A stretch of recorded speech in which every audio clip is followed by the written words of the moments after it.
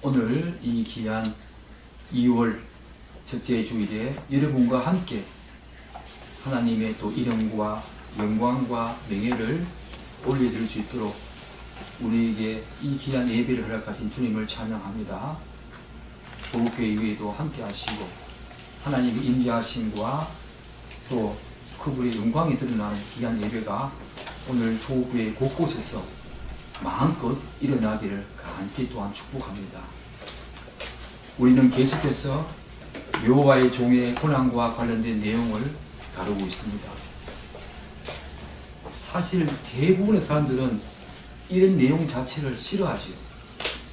이런 실체를 직면하려고 하지 않습니다. 그것도 한두 번이지. 이렇게 한 줄 한 줄 살펴가면서 계속해서 그분의 고난과 또 그분의 아픔을, 우리의 죄악을 드러내는 모습을 통해서 그분이 우리의 모든 죄악을 짊어 가셨다, 그분이 고난 받으셨다라고 하는 사실을 직면하는 그 자체를 싫어하고, 이렇게 여러 번 계속해서 이런 설교를 드리는 것을 아마 많이 달가워하지는 않을 것입니다. 오히려 많은 사람들은 이런 내용보다는 오히려 감미롭고 감동적인 외화가 많이 섞여 있고 심리학적이고 정말 상처 치유적인 내용을 더 많이 좋아하지요. 저도 예전에 그랬습니다. 그러나 사랑하는 여러분, 저는 이 십자가와 부활을 많이 묵상하면서 한 가지 깨달은 것이 있습니다.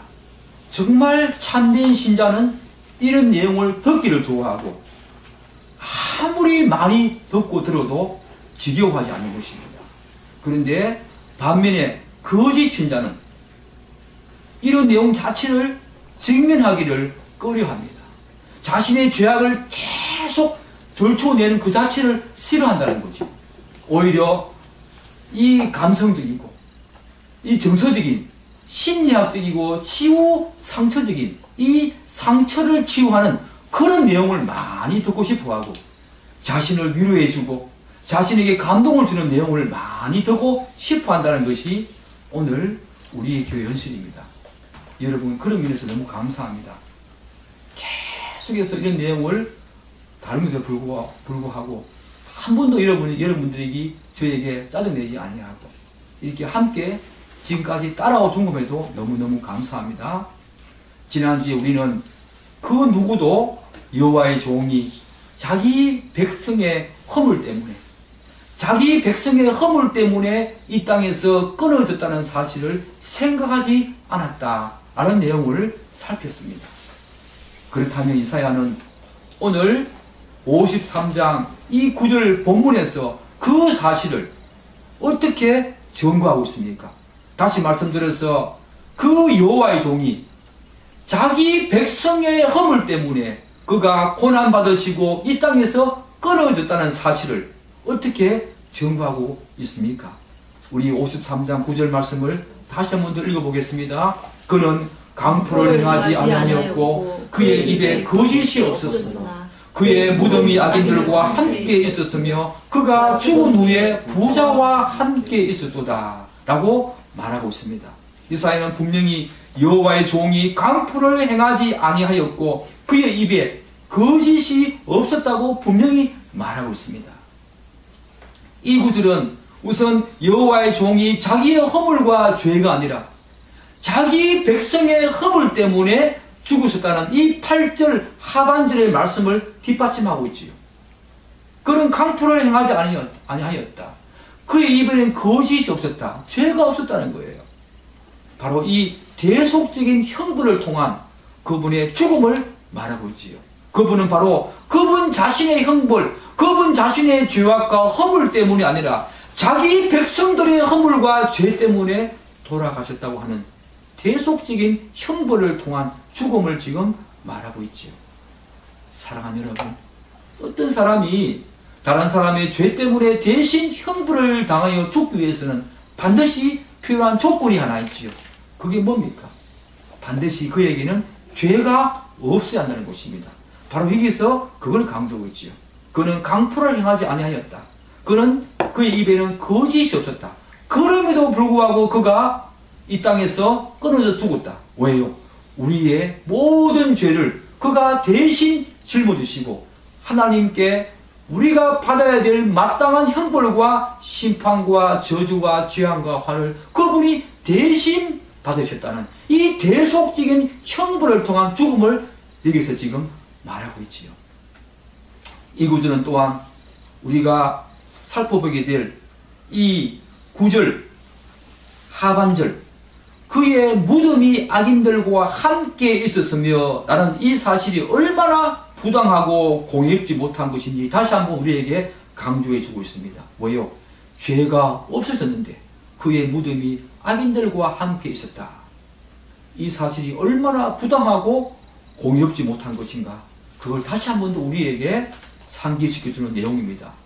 그렇기 때문에 그런 강포를 행하지 아니하였고 그의 입에 거짓이 없었다. 이 말은 바로 그 위에 있는 구절과 그 밑에 있는 구절을 다 설명해주는 굉장히 중요한 대목이라고 말할 수 있겠습니다. 사랑하는 여러분, 우리는 지금까지 이사야 53장을 살피면서 여호와의 종의 그 무죄와 순결에 대해서 이미 살폈습니다. 53장 5절을 어떻게 말하고 있습니까? 그가 찔림은 우리의 허물 때문이고 그가 상함은 우리의 죄악 때문이라고 말씀하고 있지 않습니까? 이게 바로 여호와의 종의 무죄함과 순결함에 대한 간접적인 표현이지요.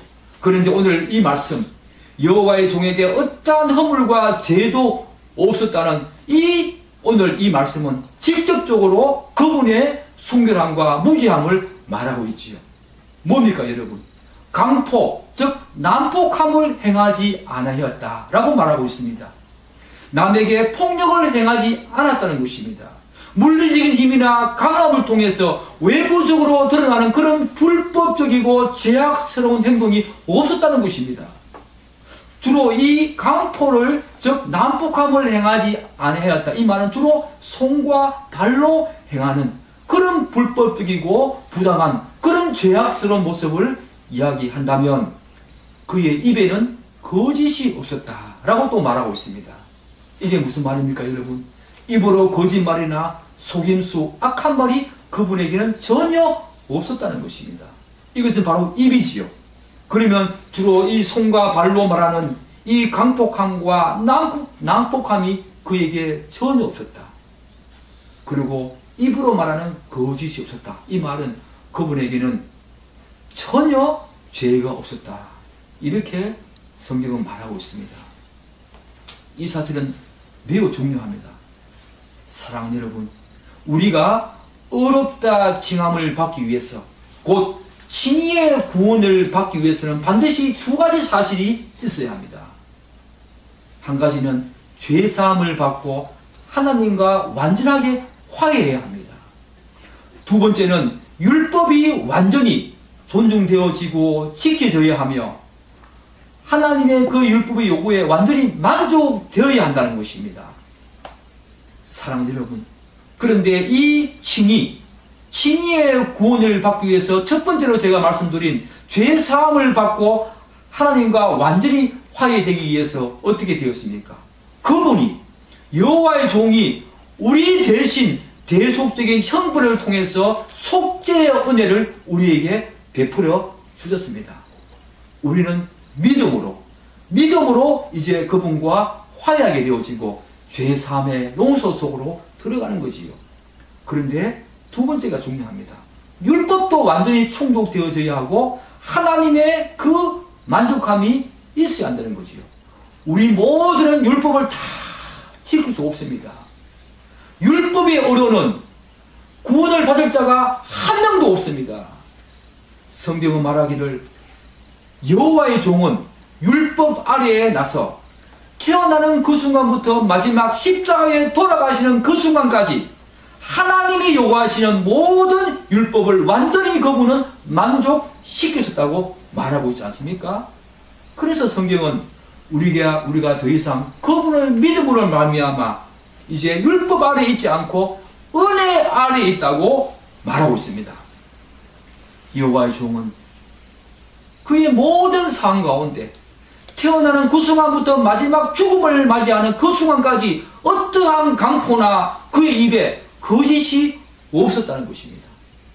오늘 이 강포 난폭함을 행하지 아니하였다, 그의 입에는 거짓이 없었다, 이 말은 그는 그의 모든 생에 태어나는 그 순간부터 마지막 죽음을 맞이하는 그 순간까지 어떠한 강포나 그의 입에 거짓이 없었다는 것입니다. 하나님이 요구하시는 모든 율법을 그렇게 완전히 지키심으로 그분을 만족시키셨다는 것입니다. 여러분, 그뿐입니까? 그렇지 않지요. 우리가 지금까지 계속 살펴온 것처럼 여호와의 종은 고난 가운데서도 우리의 죄짐을 대신 지고 가시는 그 고난 가운데서도 어떠한 강포를 행하지 않았고, 입으로도 전혀 자신의 그 변명과 변론을 하지 않고 잠잠했다는 것입니다. 이 사실이 중요한 거예요. 얼마나 중요합니까?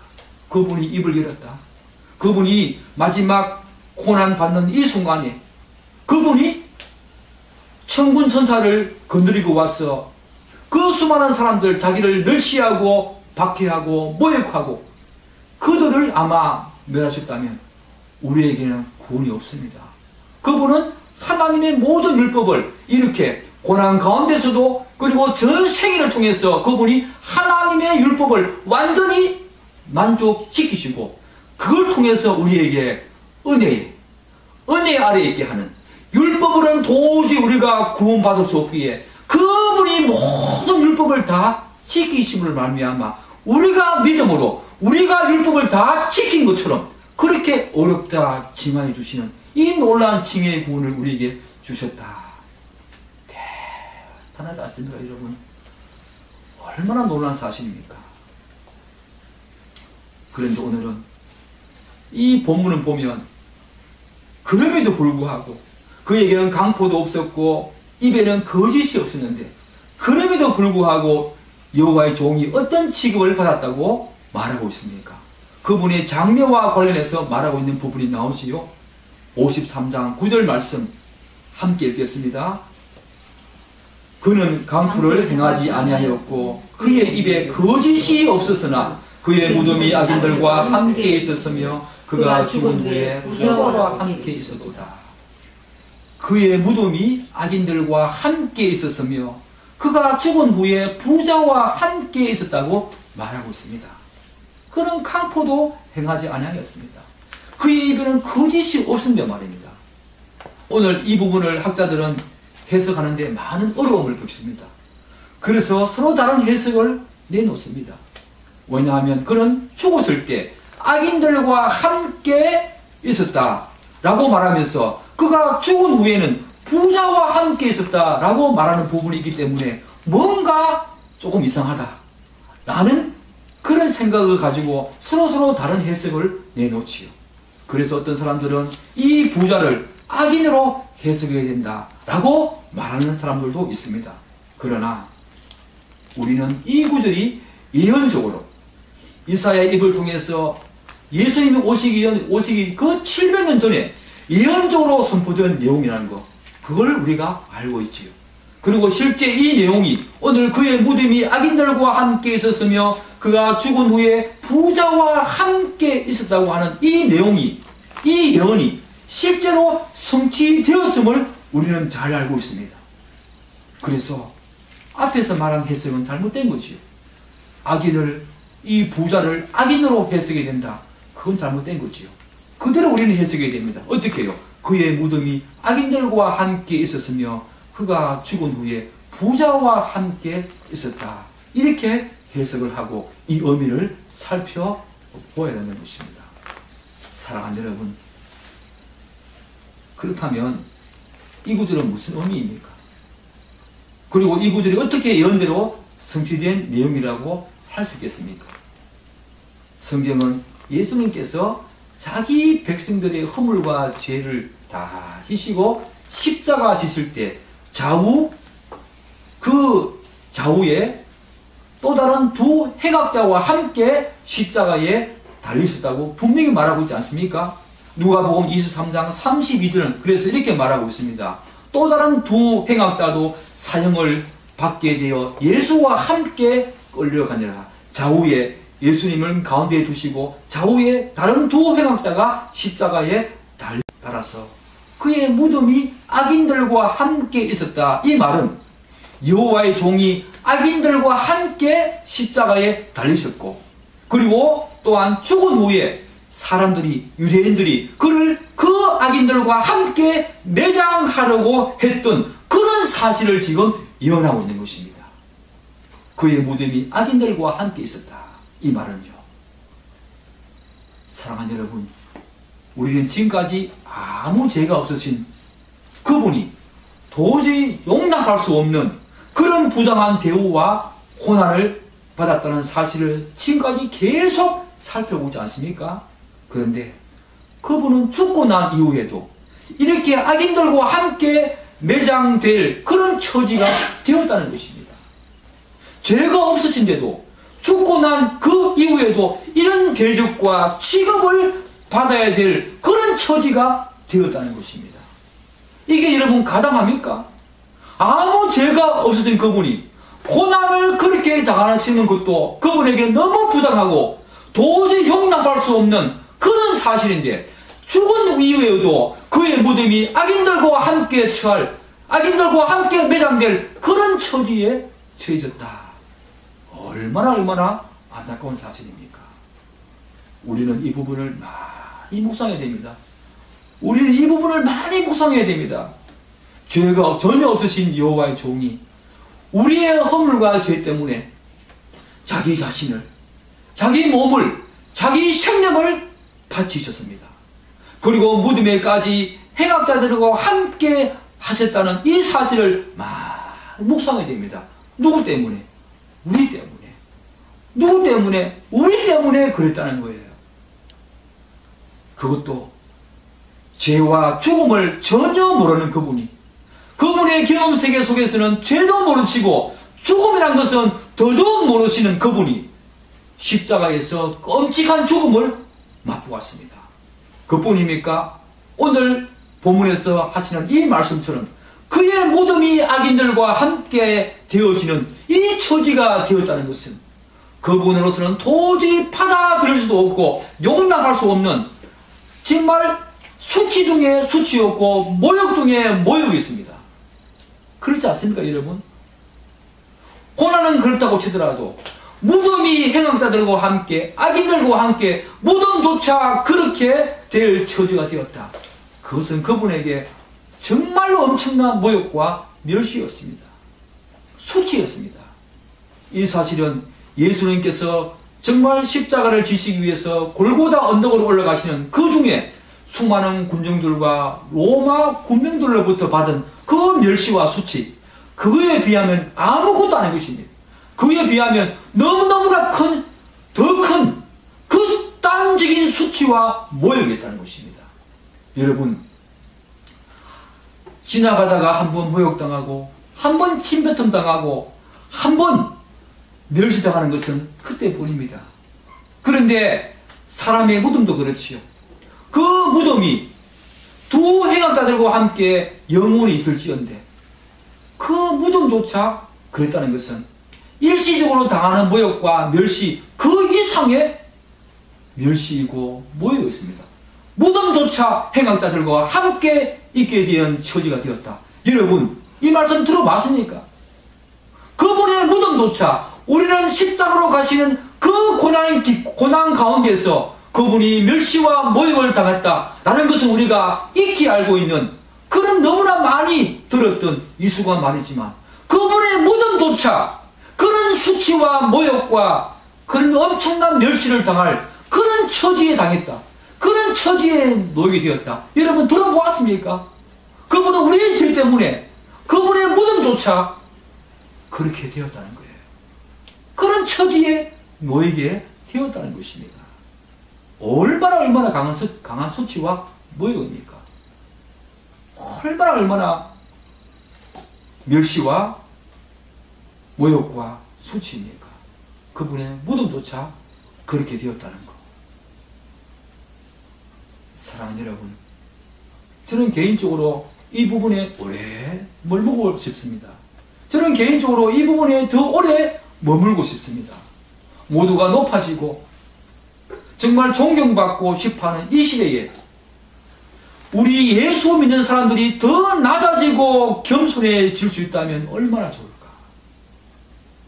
예수님처럼 오히려 그런 세상 풍조가 이 세상 풍조가 기류에 편승해서 세상 사람들보다 더 높아지려고 더 잘 되려고 하는 것이 하나님이 주신 복이라고 그렇게 생각하고 달려온 것이 지난 조국교회의 현실이었습니다.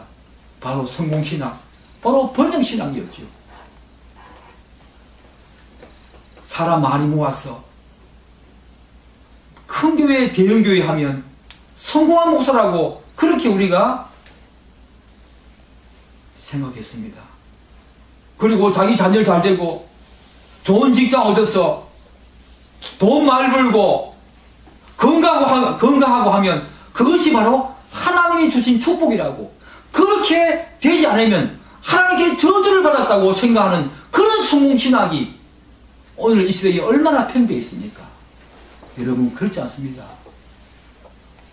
이 조국교회에서 성공신학과 번영신학이 이 조국교회를 얼마나 많이 그 조국교회의 민낯을 다 드러나게 한 것이 바로 성공신학이었습니다.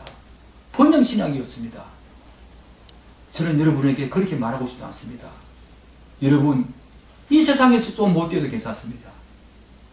이 세상에서 높은 자리에 가지 않아도 괜찮습니다. 여러분 자리에서 예수님이 당하신 이 고난을 많이 묵상하면서 예수님 따라가는 사람, 예수님 쫓아가는 사람, 그런 사람이 되기를 축복합니다. 이제 더 이상 조국교회에서 이 성공신학과 번영신학, 이제 더 이상 우리는 외치지 말아야 합니다. 이제 더 이상 외치지 말아야 합니다. 하나님이신 그분이 자신의 모든 권리와 영광을 다 버리시고 철저하게 비하하셔서 인간의 몸을 입고 이 땅에 오셨습니다. 그리고 십자가에서 자신의 생명과 몸을 다 바치셨습니다. 한 걸음 더 나아가서 그분의 무덤이 악인들과 함께 되는 그런 극단적인 모욕과 수치 속에서도 그분은 하나님의 뜻을 이루기 위해서 끝까지 침묵하시고 그 길을 가셨습니다. 우리를 위해서. 우리를 위해서. 그런데 우리는 자꾸 높아지려고 합니다. 예수님은 더 낮아지시고 더 낮아지셨는데 우리는 자꾸 높아지려고 합니다. 우리들도 이 여호와의 종처럼 하나님을 위해 세상에 웬만한 그런 수치와 모욕 정도는 그들이 참고 인내할 줄 아는 그런 성충한 성도, 여호와의 종의 고난과 침묵을 많이 묵상하면서 이 세상에서 더 낮아질 대로 낮아져도 하나님만 아신다면 모든 것을 족하게 이룰 줄 아는 성도, 그래서 누가 뭐래도 여호와의 종처럼 자기 십자가를 지고 묵묵히 거기를 가는 그런 멋진 성도가 이 조국교회에서 많이 일어나기를 축복합니다. 여러분이 그런 성도, 그런 신자, 그런 우리 교회 되기를 간절히 축복합니다. 이제 조국교회는 이렇게 가야 합니다. 이렇게 가야 합니다. 이제는 여러분이 정말 참된 성도라면, 여러분이 정말 참된 성도라면 자신의 개인적인 삶 속에서 하나님의 나라와 영광, 그분의 이름과 명예를 위해서 세상 사람들로부터 받는 모욕과 멸시, 치욕을 얼마나 참고 지금까지 인내했는지 살펴봐야 됩니다. 자기 자신을 살펴봐야 됩니다. 그런 모욕과 멸시가 자신의 잘못된 그런 신앙생활, 자신의 잘못된 그런 행위 때문에 그런 것이 아니라 하나님의 나라와 그분의 영광, 그분의 뜻을 위한 것이었다면 오히려 여러분 그것을 자랑스럽게 생각하십시오. 자랑스럽게 생각하십시오. 여러분이 높아지고 더 잘되는 거, 그걸 자랑스럽게 생각하지 마시고 바로 이 부분을 자랑스럽게 생각하는 것입니다. 전혀 죄가 없으신 그분이 자기 백성들의 죄를 대속하기 위해서 손목과 발목에 가지셨던 그 영광스러운 못자국처럼, 또한 그의 무덤조차 악인들과 함께 있어야 하는 예수님의 그 낮아지심처럼 우리들에게도 하나님 심판대 앞에 섰을 때에 그분께 내놓을 수 있는 예수 그리스도 그분의 흔적이 우리에게 있어야 되지 않겠습니까? 그분의 못자국처럼 무덤조차 악인들과 함께 있어야 하는 그분의 낮아지심처럼 우리에게도 그분 심판대 앞에 섰을 때에 예수의 흔적, 예수 그리스도 그분을 따라가는 흔적이 우리에게 있어야 되지 않겠습니까?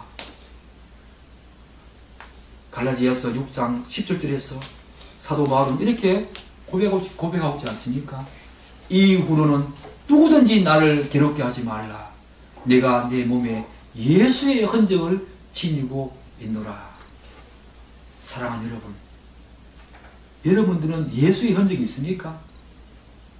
그분을 따라가는 흔적이 여러분에게 있습니까? 여러분의 삶 속에서, 여러분의 삶의 터전에서, 여러분이 있는 곳곳에서 예수의 흔적을 남기고 있습니까? 여러분 몸에는, 여러분 성품에는, 여러분의 인격에는, 여러분의 전 존재에는 예수의 흔적이 있습니까? 여러분, 이제 세상에서 더 이상 높아지려고, 더 이상 잘 되려고 그렇게 생각하지 마시고, 또 중요한 부분은 틀림없지만 그렇다고 해서 사람들이 예수를 믿는 것이 아닙니다. 그걸 들어낸다고 해서 사람들이 예수를 믿는 거 아닙니다. 그렇게 예수 믿는다면 다 기복신앙으로 흘러버리죠. 복음으로 예수를 믿는 것은 정말 믿음으로 복음을 받아들이는 사람은 그런 것 때문에 예수 믿지 않습니다. 바로 이 낮아지심, 이 그리스도의 흔적이 있는 사람, 그 사람을 따라가면서 예수를 믿는 사람이 진짜 예수를 믿는 사람이지요. 그런 사람이 되어야 되지요. 그런데 오늘 우리 조국교회는, 저와 여러분은, 우리는 이런 그리스도의 흔적은커녕 잘못된 신학과 신앙생활, 삶으로 인해서 하나님 나라를 가로막고 그분의 이름과 영광과 명예를 오히려 실추시키고 있지 않는지 우리를 돌아봐야 합니다. 진실된 성털이 없는 기독교, 복음에서 멀어진 기독교, 철저한 자기 부인 없이 예수를 따른다는 기독교, 그건 기독교가 아닙니다. 그건 기독교가 아닙니다, 여러분. 자신을 매일같이 성찰해 보아야 됩니다. 오늘날 기독교는 정말 오늘날 조국교회는 정말 우리를 성찰해 보아야 됩니다. 이 코로나19 시대 때 우리가 정말로 해야 될 것은 우리 자신이 진짜 신자 맞는가? 진짜 조국교회가 지금까지 정말로 이 조국사회에 얼마나 많은 선한 영향력과 또한 소금과 빛의 역할을 감당했는가? 성찰해 봐야 됩니다. 복음으로 다시 돌아와야 합니다. 복음에서 멀어진 기독교 아닙니다, 여러분.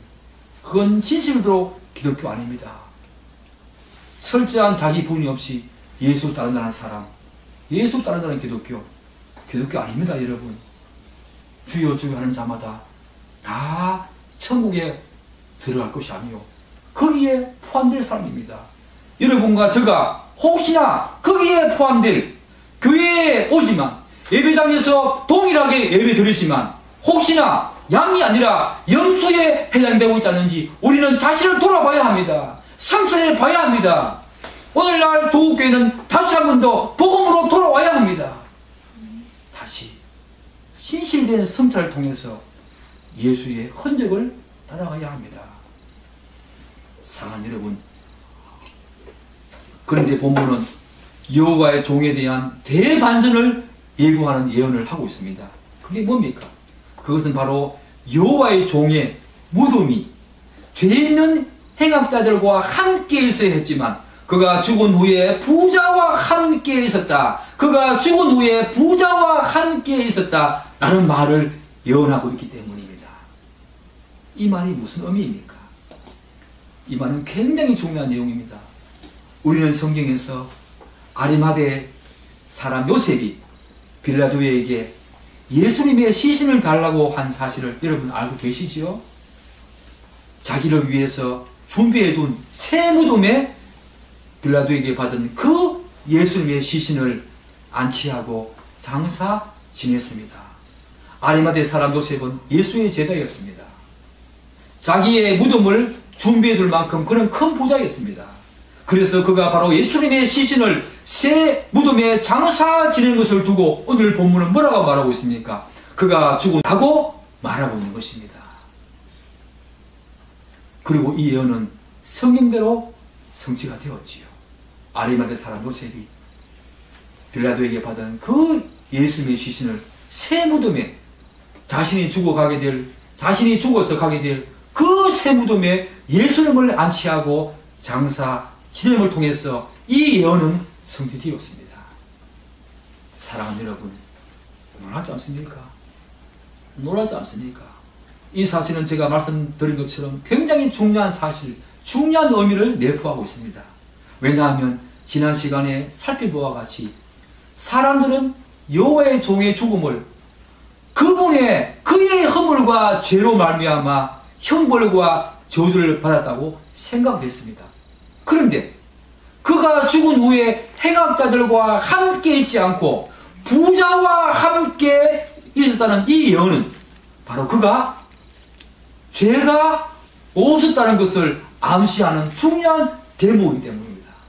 그분이 만약에 죄가 있었다면 악인들과 함께 그 무덤도 악인들과 함께 있어야 될 뿐 아니라 그 이후에 악인들과 함께 있어야 합니다. 그런데 오늘 부자와 함께 있었다는 이 사실을 예언함을 통해서 그분이 진실로 죄가 없었다는 사실을 암시해주고 있는 중요한 내용이기 때문입니다. 여러분 그렇게 성경 읽어주십니까? 그렇게 성경 읽어야 합니다. 그렇게 성경이 읽혀져야 합니다. 우리는 여러분과 저는 신앙생활을 하면서 찾아오는 수많은 고통과 고난과 어려움 앞에서 쉽게 절망하고 낭망하는 경우가 얼마나 많습니까? 그렇지 않습니까?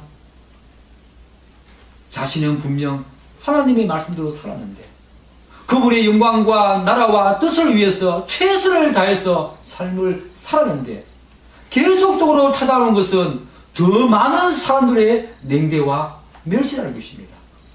이럴 때 많은 사람들은 어떻게 생각합니까? 하나님께서 나를 버리셨는가? 그렇게 생각할 정도로 더 큰 실망과 좌절감을 경험하기도 합니다. 그러나 우리의 신앙은 끝까지 가봐야 합니다. 우리의 신앙은 끝까지 가봐야 합니다. 오늘 여호와의 종처럼 본문은 여호와의 종을 보십시오. 본문의 여호와의 종을 보십시오. 많은 사람들이 그의 허물과 죄 때문에 그가 하나님의 형벌을 받는다고 생각하고 그를 죄인 취급했습니다. 자기 백성을 구원하기 위해서 이 땅에 오신 여호와의 종을 아무도 몰랐습니다. 오히려 그를 무시했습니다. 그를 멸시했습니다. 그를 모이게 했습니다. 그때 여호와의 종의 마음이 얼마나 무너지고 아프고 슬펐을까. 여러분 한번 이 여호와의 종의 마음을 한번 느껴본 적이 있습니까? 정말 느껴본 적이 있습니까? 그러나 이 모든 전말을 다 알고 계신 하나님께서는 결국 그가 죽은 후에 그를 악인들이 아니라 부자와 함께 있게 하심으로 그가 죄가 없다는 사실을 그분이 인정하셨습니다. 사람들의 인정을 받으려고 하지 마십시오. 하나님의 인정을 받으려고 하십시오. 분명히 때가 되면 그분이 세워주시고 인정해 주실 것입니다. 우리의 신앙은 끝까지 가봐야 합니다. 중간에 이렇다 저렇다 여러분 나름대로 어려움과 고난이 있다 하더라도 여러분 나름대로 판단하지 마십시오. 여러분의 이성으로 재단하지 마십시오. 신앙은 끝까지 가봐야 합니다. 하나님께서 끝내 여러분의 신앙이 옳은 신앙이라면 여호와의 종처럼 세워주실 것입니다. 죄가 없다고 간접적으로 선언하신 이 내용 속에서 우리는 그것을 알아야 합니다. 성도는 이것에 대한 소망을 품고 살아가는 사람들이지요. 지금 현재적으로 겪고 있는 어려움과 고난이 문제가 아니라 반드시 하나님께서는 나의 모든 것을 다 아시고 내가 진실로 진리 안에서 거했다면 하나님의 말씀대로 순종했다면 마지막 때에 하나님께서는 이 여호와의 종처럼 부자와 함께 하게 하신 이 여호와의 종처럼 여러분들에게도 그런 놀라운 축복을 하나님이 다 세워주시고 허락해 주실 것이라고 믿습니다, 여러분. 그걸 여러분이 소망 가지고 살아야 합니다. 이사야는 이제 여호와의 종이 죽은 후에 부자와 함께 있었다고 예언함으로써 하나님께서 여호와의 종의 죄 없으심을 간접적으로 암시하는 장면을 드러냈습니다. 그런데 이제 그 모든 여호와의 종의 사건의 전말을 또 10절에서 다음과 같이 말하고 있습니다. 53장 10절입니다. 여호와께서 그에게 상함을 받게 하시기를 원하사 질고를 당하게 하셨은즉 그의 영혼을 속건제물로 드리기 이르면 그가 씨를 보게 되며 그의 날은 길 것이요 또 그의 손으로 하나님 여호와께서 기뻐하시는 뜻을 성취하리로다. 여러분 10절 상반절을 다시 한번 보십시오. 하나님께서 그에게 상함을 받게 하시기를 원하사 질고를 당하게 하셨다라고 말하고 있습니다. 이게 뭡니까? 하나님 것에 그렇게 하셨다는 거예요. 하나님께서 여호와의 종에게 상함을 받게 하시기를 원하셨고 또 질고를 당하게 하셨다. 그렇게 오늘 말하고 있지 않습니까? 그런데 이 부분과 유사한 부분을 이미 우리는 살폈습니다. 어떤 부분입니까? 이사야 53장 4절과 5절에서 이미 상함과 질고에 관한 내용을 살폈습니다. 이사야 53장 5절은 어떻게 말하고 있습니까? 그가 상함은 우리의 죄악 때문이라. 53장 4절은 또 어떻게 말하고 있습니까? 그는 실로 우리의 질고를 지시고. 그런데 여러분 이사야 53장 4절과 5절 그리고 오늘 읽었던 이 10절은 차이가 있습니다. 똑같은 상황과 질고라는 내용이 나오지만 차이가 있습니다. 어떤 차이인지 여러분 아시겠습니까? 여러분 아시겠습니까? 4절과 5절은 여호와의 종의 능동적인 측면이 강조되지요. 왜요? 그가 상함은 우리의 죄악 때문이라. 그는 실로 우리의 질고를 지시고. 반면에 10절은 어떻게 말하고 있습니까? 이 여호와의 종의 고난과 상함과 질고와 죽음은 모두 하나님께서 그에게 담당시킨 결과이며 하나님의 계획이라는 것입니다. 즉 여호와의 종의 수동적이고 피동적인 측면을 오늘 묘사하고 있지요. 이 부분이 중요합니다, 여러분. 이 부분이 중요합니다. 사랑하는 여러분, 하나님은 우리의 모든 죄를 여호와의 종인 예수님에게 지우셨다는 것입니다. 하나님은 그 일을 하셨고 여호와의 종은 수동적으로 그것을 받아 들이셨다는 것입니다. 그 일은 하나님의 행동이었고 그리스도는 수동적으로 순종하셨다는 것입니다.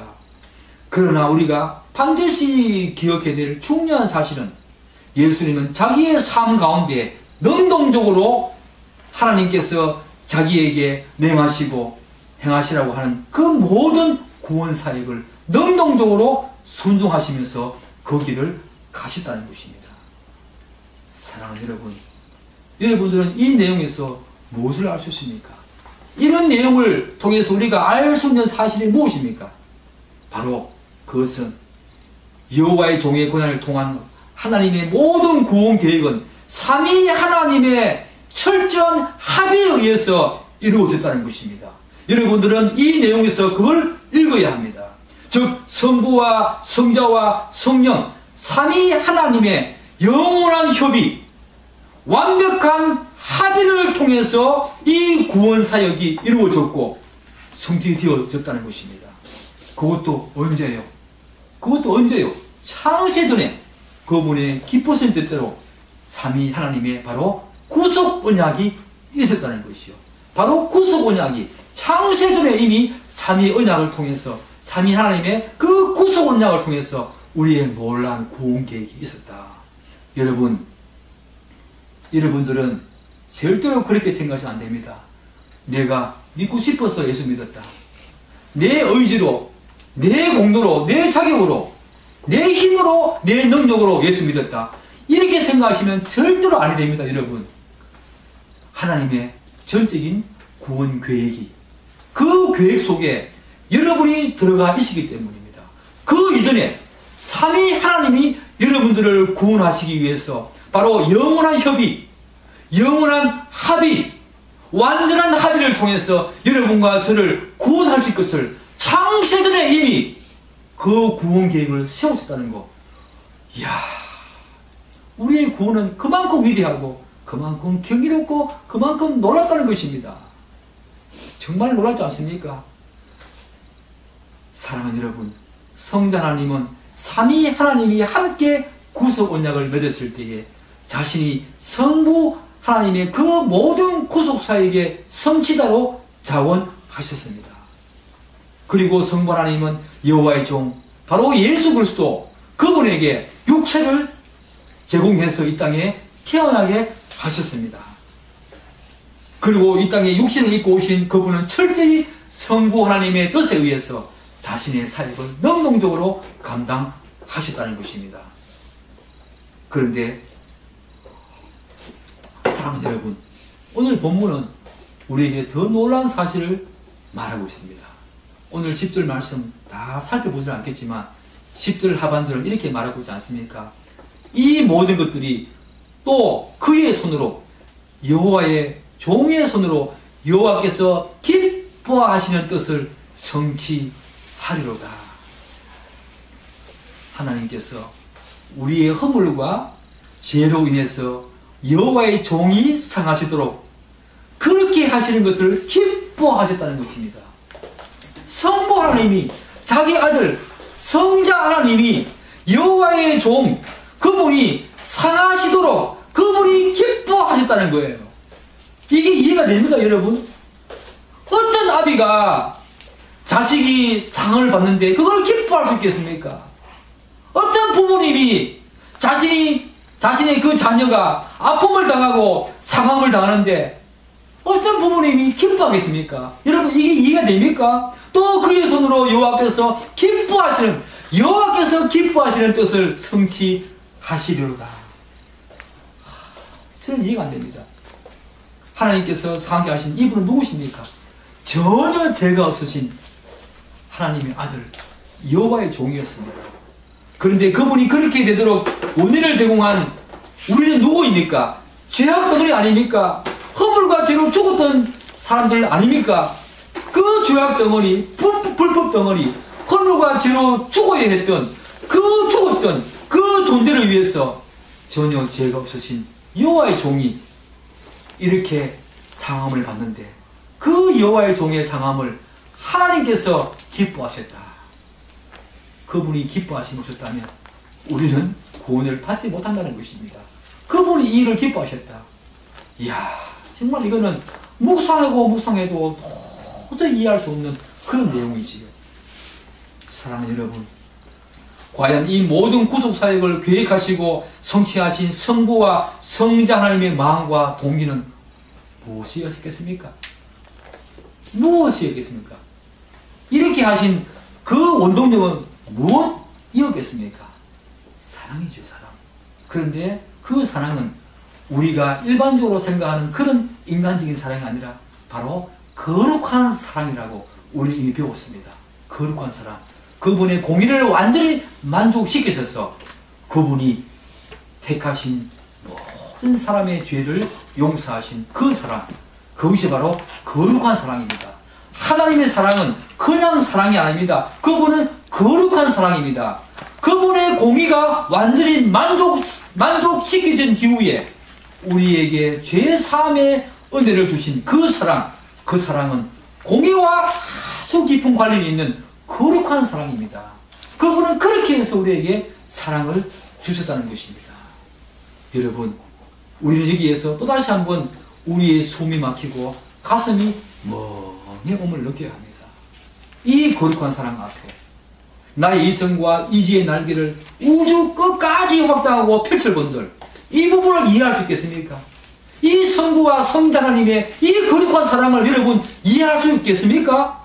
이해가 안 됩니다. 이해가 안 됩니다. 도저히 이해가 안 되고 그냥 가슴만 멍하고 탁 막힐 뿐입니다. 우리가 신앙의 여론이 더해가고 하나님을 조금씩 알아갈 때마다 더 특별히 오늘 이사야 53장 이런 내용을 접할 때마다 우리가 진정으로 보여야 될 반응은 무엇입니까? 우리 가슴이 꽉 막히고 정말 조여와야 합니다. 그분을 생각하는 그 마음이 우리에게 그분의 그 거룩한 사랑이 우리의 가슴을 꽉 조이고 우리로 하여금 가슴에 꼭 막히게 해야 된다는 것입니다. 그것이 여러분에게 있습니까? 바로 나 죄인 나를 위해서 그것을 하나님도 기뻐하셨고 여호와의 종도 기꺼이 기뻐하심으로 그 일을 행하셨다는 것입니다. 이 사실 때문에 우리에게 밀려오는 것은 잔잔한 감동 그 자체여야 합니다. 아니 때로는 저 파도 소리 같은 강력한 감동이 우리에게 밀려와야 한다는 것입니다. 이게 바로 복음이지요. 여러분이 기도했을 때에 그 작은 기도 하나 들어주었다고 감동을 받는 것도 참 중요하지만 참된 신자는, 참된 성도는 이 복음을 많이 묵상하면서 이런 여호와의 종의 고난과 그분의 기뻐하심과 그분의 기뻐하심으로 말미암아 우리의 거룩한 사랑을 죄된 나를 위해서, 정말 죄악 덩어리, 불법 덩어리 나를 위해서 하나님의 아들이 이 땅에 오셔서 그분도 기꺼이 순종하시고 하나님도 자기 아들이 그렇게 상하게 되는 것을 기뻐하심을 말미암아 우리를 구원해 주신 이 사랑에 우리는 가슴이 쫓겨져야 합니다. 감동이 밀려와야 합니다. 이것이 바로 그분께 진정으로 믿음으로 반응하는 감동이지요. 기도 하나 들어주었다고 그거 감동하는데 왜 이런 부분에 대해서는 감동하지 않는 것이 왜 그런지 저는 참으로 이상합니다. 여러분 이번 한 주 동안 이 사실을 많이 묵상하면서 이 감동 속에 저와 함께 한번 빠져들어가 보지 않겠습니까? 저와 함께 한번 빠져들어가 봅시다. 그 감동이 복음이 주는 감동이요. 그 복음이 주는 감동이 여러분들에게 있다면 여러분의 삶은 달라집니다. 여러분의 삶은 분명히 달라집니다. 그것이 바로 기독교입니다. 그것이 바로 기독교의 복음입니다. 그 복음 속으로 여러분 들어와서 많은 감동과 함께 그분을 많이 묵상하는 그런 한 주, 그런 여러분의 삶이 되기를 간절히 축복합니다. 기도하겠습니다.